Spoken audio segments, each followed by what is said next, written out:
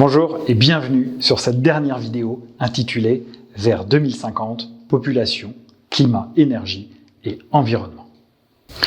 Indépendamment de son caractère très ambitieux, l'objectif défini lors de la conférence de Paris d'un réchauffement moyen de la planète de 1,5 degré entre l'ère pré-industrielle et la fin du siècle est difficilement pilotable.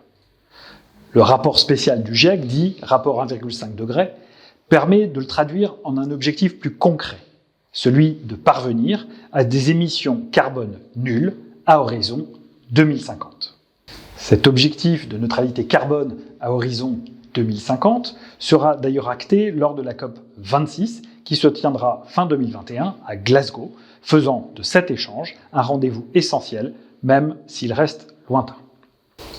En 2017, Michel Camdessus, économiste, ancien directeur du Trésor, gouverneur de la Banque de France, puis directeur général du FMI, publie justement « Vers le monde de 2050 ». Avec les experts de l'Emerging Markets Forum, issus de tous les continents de la planète, il s'y propose de faire le point sur ce qu'il appelle les hypertendances du monde qui vient et d'évoquer les mesures politiques volontaristes qui pourraient être mises en œuvre pour mieux affronter leurs impacts dans la mondialisation en quête d'un bien commun universel.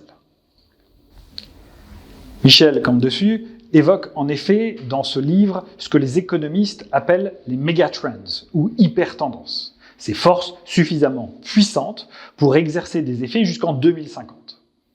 À l'instar de lames de fond, elles se forment lentement puis finissent par tout renverser sur leur passage. La démographie tout d'abord. En 2050, le monde sera partagé entre des zones qui devront gérer les conséquences du vieillissement de la population, et notamment l'Europe, qui amorcera un déclin relatif inévitable. On a 707 millions d'habitants en 2050 face aux masses démographiques de la Chine et de l'Inde. Et on a des zones qui devront faire face à la croissance vigoureuse de leur population, comme l'Afrique, qui sera alors le continent de la jeunesse. D'ici 2050, la logique implacable du glissement tectonique de la richesse vers l'Asie sera accentuée et l'Europe aura sévèrement reculé en termes de poids relatif, tandis que les inégalités resteront fortes. Ainsi, l'Afrique devra faire face au défi de sa croissance démographique pour espérer converger vers les niveaux de vie des économies émergentes.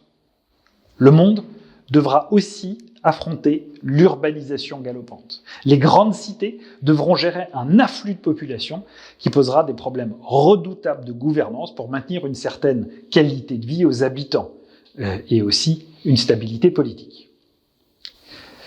Mais le véritable pari sera de prendre conscience des dérèglements du climat et de la raréfaction des ressources naturelles dans la conduite de nos politiques publiques et aussi dans nos modes de vie.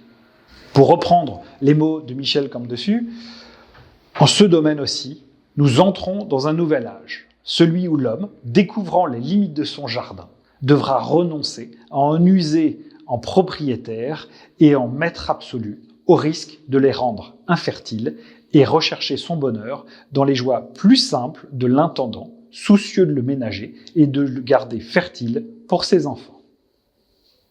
Se fondant sur ces dynamiques, l'ouvrage suggère 5 chantiers prioritaires pour bâtir en 2050 un monde plus habitable.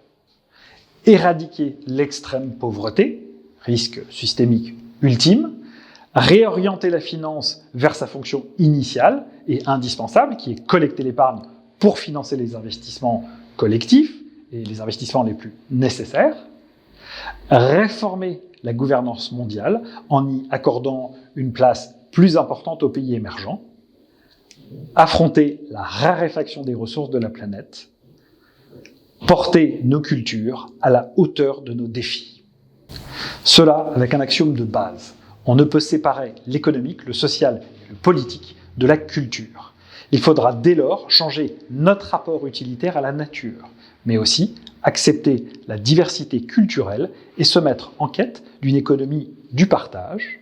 Il faudra aussi travailler dans un esprit de tolérance à l'égard des autres nations et s'appuyer sur la spiritualité pour faire œuvre de civilisation dans le monde qui vient. Les profonds bouleversements des équilibres géopolitiques et énergiques en cours, accentués par la guerre en Ukraine et les tensions autour de l'île de Taïwan, ne remettent pas fondamentalement en cause ces constats. Ces conflits mettent en lumière des questions essentielles qui s'annoncent très complexes à résoudre. Souveraineté alimentaire et énergétique, souveraineté en matière de composants et de terres rares.